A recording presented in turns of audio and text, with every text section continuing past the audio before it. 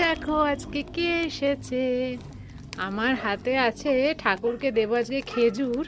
Okay already দুটো খাইয়েছি, দেখবে? দাঁড়াও, ওকে হাতে করে আমি খাওয়াবো। খাওয়াটা দেখো, এবার এটা খাওয়াবো। বীজটা ফেলে দে, বুঝলি? কিরকম চিবাচ্ছা দেখো। এখনো হয়নি, কালারটা দেখো একদম ব্রাউন। এনে